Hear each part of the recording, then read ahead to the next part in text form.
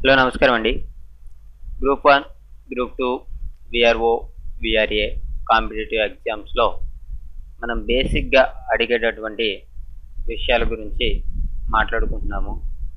ఏంటంటే ఇప్పుడు మనం బయాలజీలో జువాలజీ అనే అంశాన్ని చూస్తే ఇక్కడ మనం కాంపిటేటివ్ ఎగ్జామ్స్కి ప్రిపేర్ అయ్యేటప్పుడు ఏమేమి ప్రిపేర్ అవ్వాలా అని ఆలోచించడమే సరిపోతుంది. కాకపోతే ఏంటంటే మనం ఏదైనా సరే ప్రిపేర్ అవ్వాల్సిందే. ఏదైనా సరే దేని గురించి అయినా సరే బేసిక్గా నేర్చుకోవాల్సిందే. అదేంటంటే తప్పదనమాట. ఏదైనా సరే చూడాల్సిందే. ఇప్పుడు ఏంటంటే మనం కరెంట్ అఫైర్స్ గురించి, ఎట్ల గురించి, ఇంకా అర్థమెటిక్స్ గురించి మనం ముందు చూద్దాము. ఈరోజు మనం చెప్పుకోబోయే అంశం పేరు ఏంటంటే జీర్ణాశయం గురించి మాట్లాడుకుంటాం. అసలు జీర్ణాశయం యొక్క ముఖ్య విధులు ఏంటి, దాంట్లో ఏ హార్మోన్లు ఉత్పత్తి అవుతాయి, ఏ ఎంజైమ్లన్నీ ఉత్పత్తి అవుతాయి అనేది మనం ఈరోజు చూద్దాం. అలాగైతే జీర్ణాశయంలో జీర్ణాశయం యొక్క విధులు ఏంటంటే ఆహారాన్ని తాత్కాలికంగా నిల్వ చేయడానికి జీర్ణాశయం అనేది ఉపయోగపడుతుంది.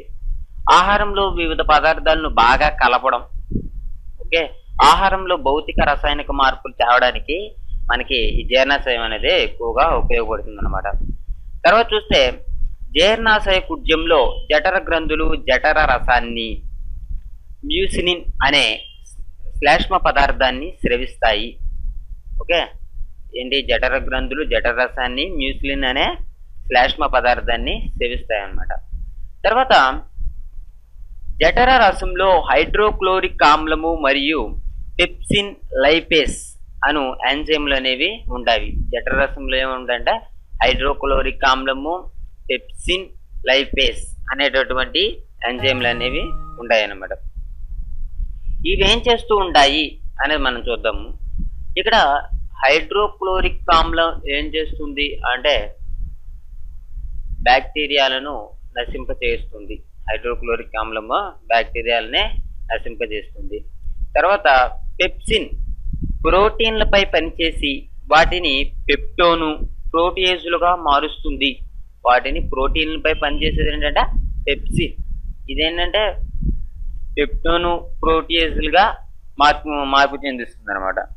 తర్వాత చూస్తే లైపేస్ ఎంజైమ్ ఏం చేస్తుంది, కొవ్వులను జీర్ణం చేస్తుంది అనమాట. లైపేస్ అనే ఎంజైమ్ కొవ్వులను జీర్ణం చేసి కొవ్వు ఆమ్లాలు మరియు గ్లిజరాల్ గా మారుస్తుంది అనమాట. ఈ లైపేస్ అనే ఎంజైమ్ ఇవన్నీ కూడా మనకి జీర్ణాశయంలో విడుదలయ్యేటటువంటి ఎంజైమ్లుగా మనం చెప్పుకోవచ్చు అనమాట. తర్వాత కనుక మనం చూసినట్లయితే చిన్నపిల్లల్లో రెనిన్ ఎంజైమ్ జీర్ణకోశంలో విడుదలై పాలను పెరుగుగా మారుస్తుంది. రెనిన్ అంటే చిన్నపిల్లలలో జీర్ణాశయంలో విడుదలయ్యే హార్మోన్ ఏంటి అని అడిగితే రెనిన్ అనేది ఏంటి, ఇది పాలను పెరుగుగా మారుస్తుంది అనమాట. చిన్నపిల్లలో విడుదలయ్యేటటువంటి హార్మోన్ అనమాట. తర్వాత చూస్తే జీర్ణాశయంలో పాక్షికంగా జీర్ణమైన ఆహారాన్ని జఠర నిర్గమ సరవరిని కొద్దిగా అంతర్మూలంలోనికి పోనిస్తుంది. జీర్ణాశయంలో పాక్షికంగా జీర్ణమైన ఆహారం జఠర నిర్గమ సవరిణి ద్వారా కొద్దిగా అంతర్మూలంలోనికి పోనిస్తుంది అనమాట. తర్వాత చూస్తే అంతర్మూలానికి చేరిన ఆహారాన్ని ఏమంటారంటే కైమ్ అని అంటారు. అంతర్మూలానికి చేరినటువంటి ఆహారాన్ని కైమ్ అని అంటారు అనమాట. తర్వాత మనం చూసినట్లయితే కాల్యం నుండి పైత్యరసము, క్లోమం నుండి క్లోమరసము వేరు నాళాల ద్వారా ఆంత్రమూలంలోనికి చేరుతాయి. కాల్యం నుండేమో పైత్యరసము, క్లోమం నుండి ఏమొస్తుందంటే క్లోమరసము వేరు నాళాల ద్వారా ఆంత్రమూలాన్ని చేరుతాయి. తర్వాత చూస్తే పైత్యరసంలో 86% నీరు, మిగిలిన శాతంలో పైత్యరస లవణాలు, పైత్యరస వర్ణాలు ఉంటాయి. పైత్యరసం విషయానికి వస్తే ఏంటంటే పైత్యరసంలో 86% నీరు, మిగిలిన శాతాల్లో పైత్యరస లవణాలు, పైత్యరస వర్ణకాలు ఉంటాయి. తర్వాత చూస్తే సోడియం కోలేట్, సోడియం డిఆక్సికోలేట్ అనేవి పైత్యరస లవణాలు. తర్వాత మనం చూస్తే బై బైలిరూబిన్, బైలివర్డిన్ అనునవి పైచిరస వర్ణాలు. బైలిరూబిన్, బైలివర్డిన్ అనేవి ఏంటంటే పైచిరసానికి చెందినటువంటి వర్ణాలుగా మనం చెప్పుకోవచ్చు అనమాట. పైచిరసంలో ఎటువంటి జీర్ణక్రియ ఎంజైములు ఉండవు. పైచిరసంలో వచ్చేసి ఎటువంటి జీర్ణక్రియ ఎంజైములు ఉండవు అనమాట. ఏంటి, పైచిరస నాళంలో ఏవైనా అడ్డంకులు ఏర్పడితే, పైచిరసం వచ్చేటటువంటి నాళంలో ఏదైనా అడ్డంకులు అనేవి ఏర్పడితే పైచిరసము రక్తంతో కలిసి శరీరంలో ప్రసరణ అవుతుంది. దీనివల్ల కళ్ళు, చర్మం పసుపచ్చగమ్మ అవుతాయి. దీన్ని ఏమంటామంటే పచ్చగమ్మరిలోనే అంటారు అనమాట.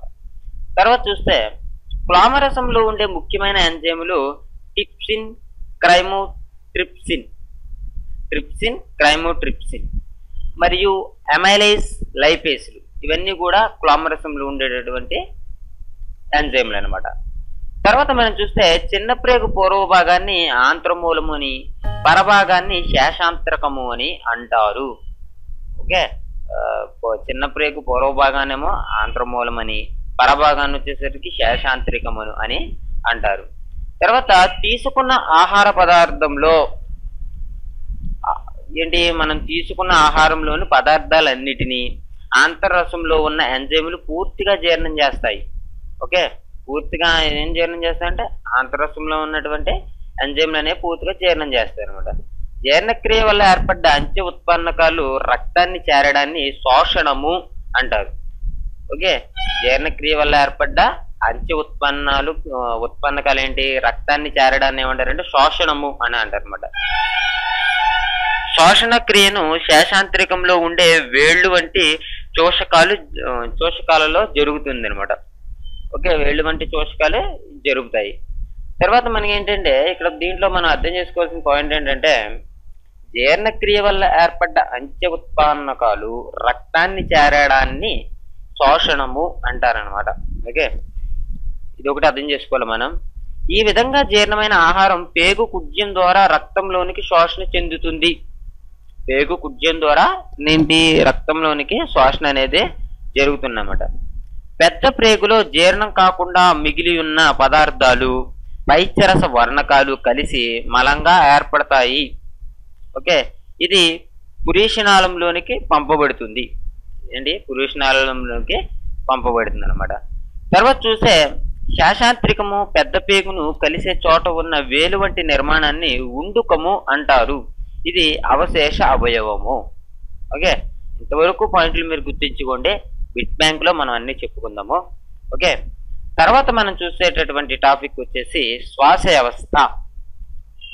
వ్యవస్థ గురించి మనం మాట్లాడుకుందాం అనమాట. Okay, thank you for watching.